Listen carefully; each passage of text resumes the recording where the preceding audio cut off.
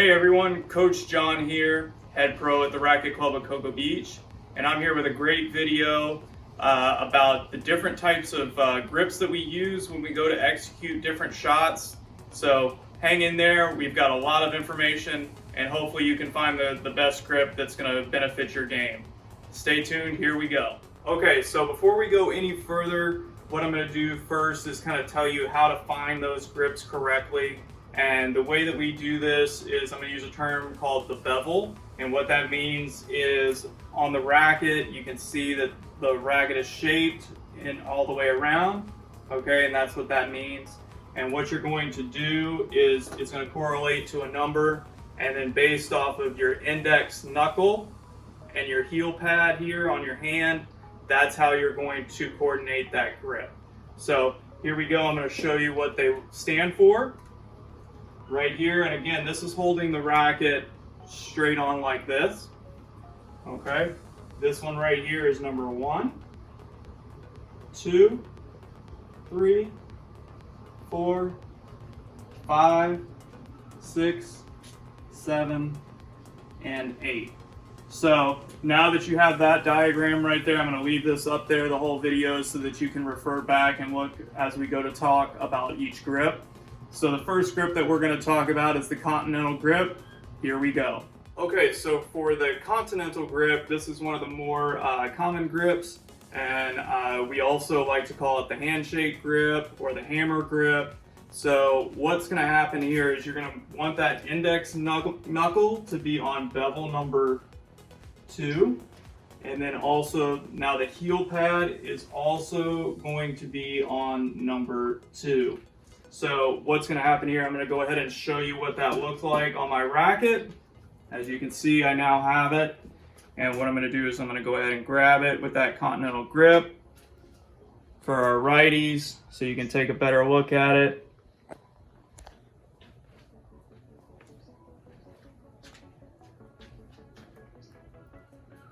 And then now for my lefties.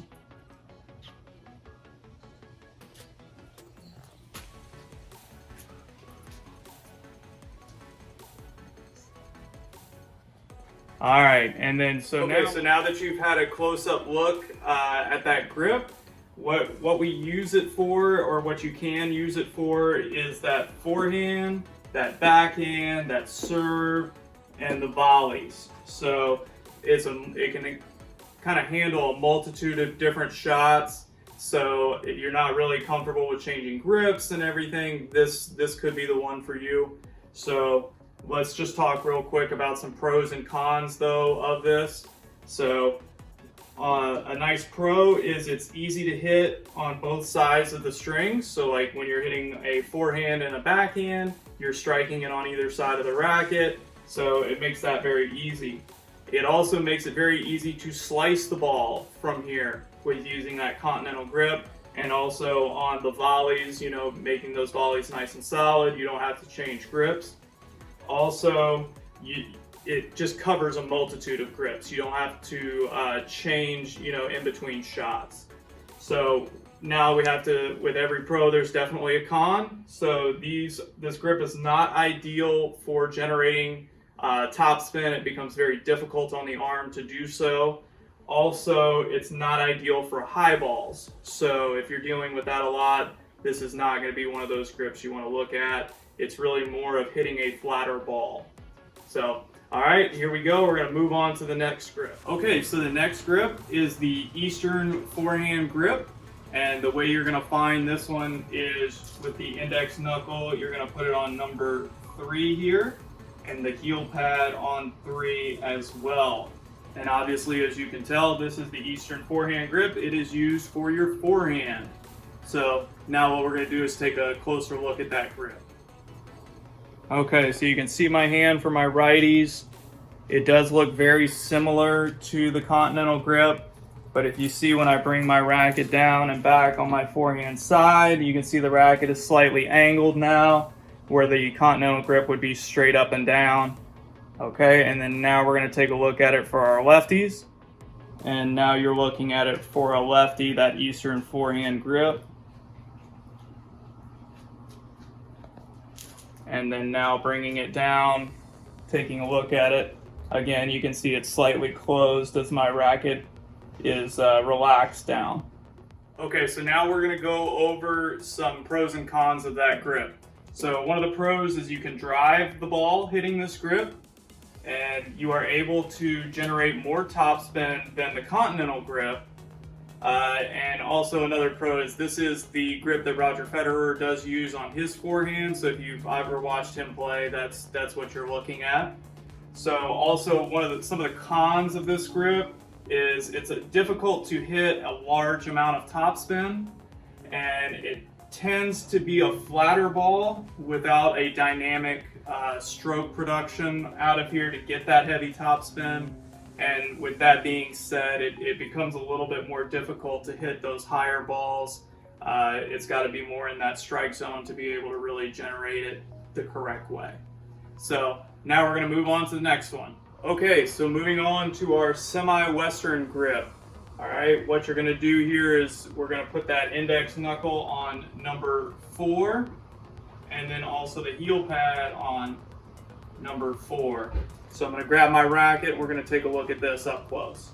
Okay, so taking a look at it nice and closely here, as for a righty, you can see my index knuckle and heel pad are on number 4. I'm going to hold this racket up just a little bit so you can see that side of it. Okay. All right, now I'm going to bring it down, and you can see that racket face is a little bit more closed than on that Eastern. And then now I'm going to grab it for that lefty. Okay, here's the grip now for our lefties. And I'll hold it up so that you can see. All right, and then bringing it back down. And you can see how that racket face is nice and closed. Okay, so now we're looking at the pros and cons. Topspin is a very big pro here on this grip. It's way better than the Continental or the Eastern forehand. I look at this as a pro. It's going to involve a dynamic body involved in the stroke. You know, you start talking about using your legs and really, shoulder movement. I look at that as a pro. And also you're going to look at Rafael Nadal. He is your main tour pro that's going to use this grip a lot as well. So now looking at a con is, you have less drive on the shot. It's more heavy with topspin. It's not as flat as some of the other shots, so it doesn't push to the court as much. The other con that some players could look at is it does require that body to generate the pace, so more of that dynamic stroke. So if you're really not looking to use your legs or body, this is not really going to be that grip that looks for you. All right, so now we're going to move on to that last forehand grip. Okay, so now we're looking at our last forehand grip. That's the Western forehand grip. What you're going to do here is you're going to grab that index knuckle on number 5, and that heel pad is also going to be on number 5. And now I'm going to grab my racket and show you what it looks like. Okay, this is for my righties, taking a close look. All right, and then now I bring it down. You can see when I relax, that racket is turned heavily closed. And then now I'm going to look for my lefty. And now looking at it for my lefties.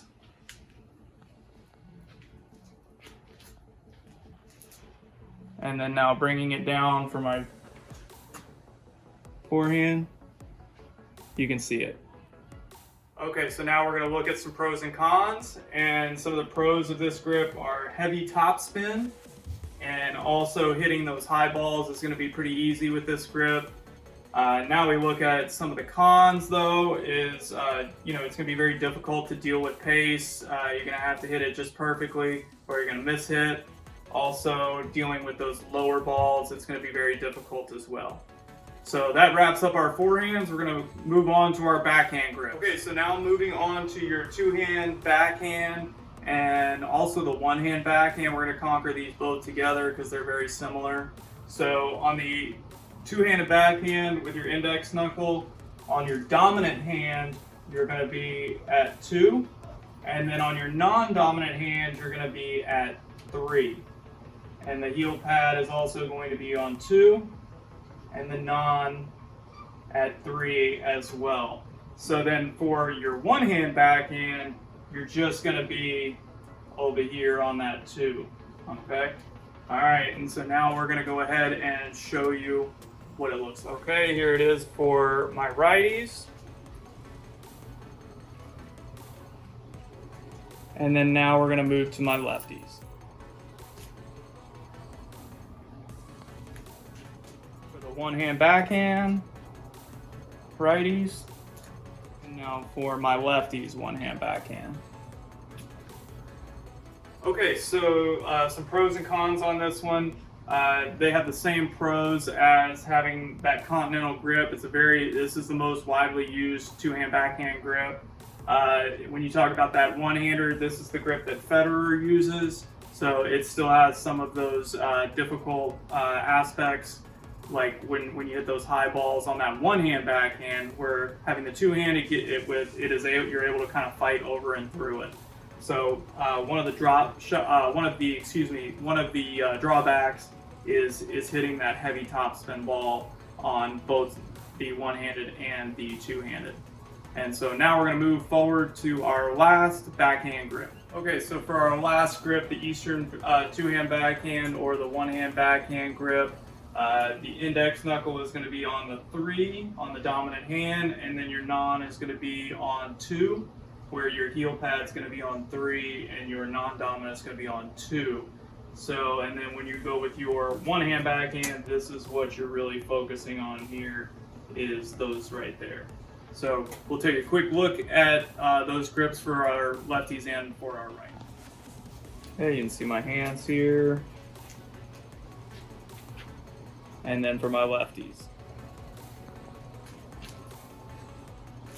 So on this one, the pro for this one is going to be topspin. And it's pretty basic in that sense. You can tell you're going to be able to generate a little bit more topspin.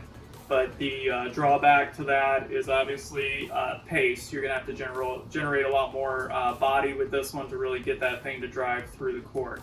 So I hope you've enjoyed these grips videos showing all of it. And hopefully you can find the right grip, talk to your coach, and find what's best for you. So hope everybody's staying safe out there, and hope to see you out on the court soon.